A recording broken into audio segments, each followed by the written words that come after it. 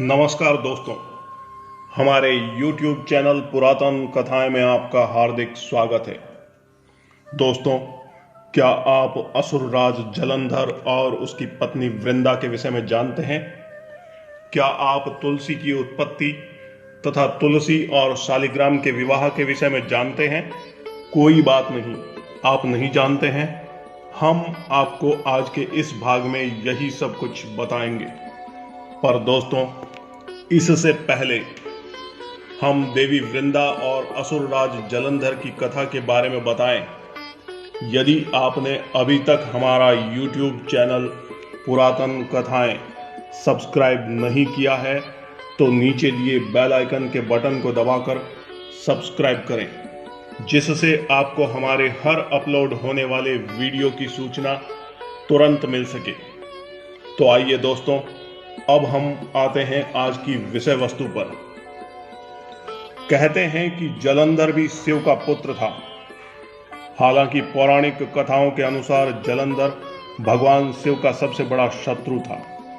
श्रीमद् देवी भागवत पुराण के अनुसार जलंधर असुर शिव का अंश था, लेकिन उसे इसका पता नहीं था। जलंधर बहुत ही शक्तिशाली असुर था। इंद्र को पराजित कर जलंधर तीनों लोकों का स्वामी बन बैठा था। कहते हैं यमराज भी उससे डरते थे। श्रीमद् देवी भागवत पुराण के अनुसार एक बार भगवान शिव ने अपना तेज समुद्र में फेंक दिया। उसी से जलंधर उत्पन्न हुआ। माना जाता है कि जलंधर में अपार शक्ति थी और उसकी शक्ति का कारण थी उसकी पत्नी वृंदा।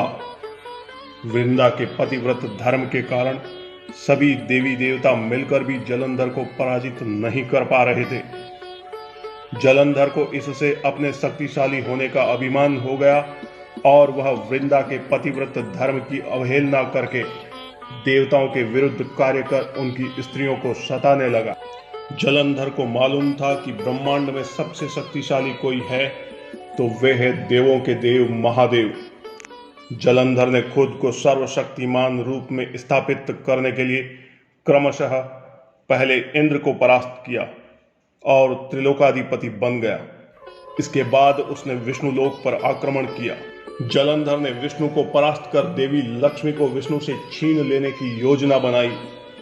इसके चलते उसने बैकुंठ पर आक्रमण कर दिया, लेकिन देवी लक्ष्मी ने जलंधर से कहा कि हम दोनों ही जल से उत्पन्न हुए हैं, इसलिए हम दोनों भाई बहन हैं। देवी लक्ष्मी की बातों से जलंधर प्रभावित हुआ और लक्ष्मी को बहन मानकर बैकुंठ से चला गया।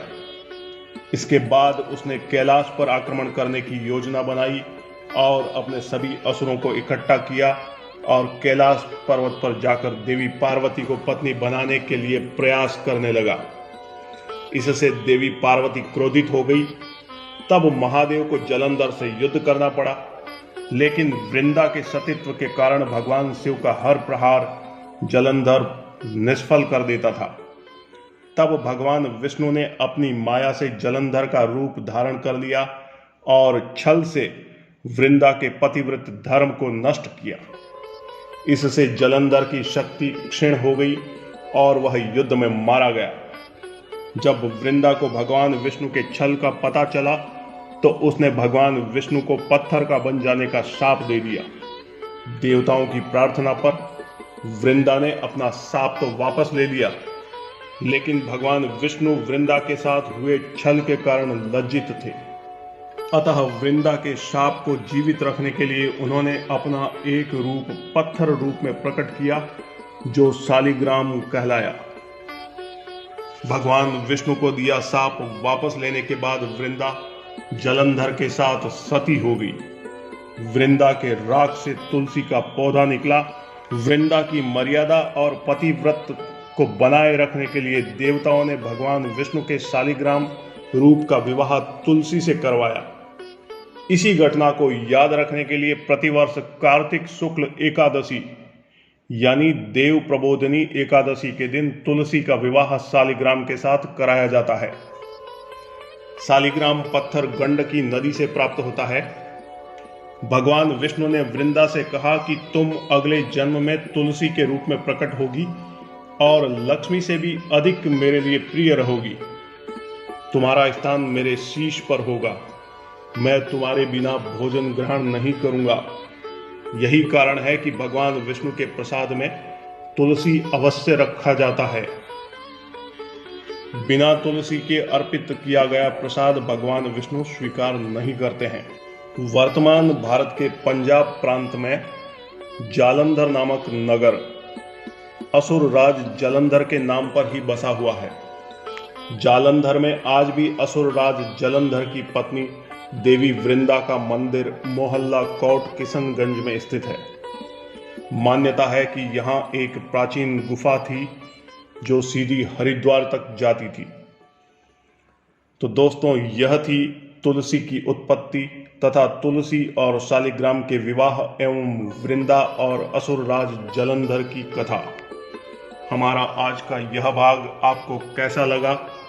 कमेंट्स बॉक्स में अपनी प्रतिक्रिया के साथ लाइक करके अनुग्रहित करें तथा हमारे YouTube चैनल पुरातन कथाएं को सब्सक्राइब करें, शेयर करें। धन्यवाद।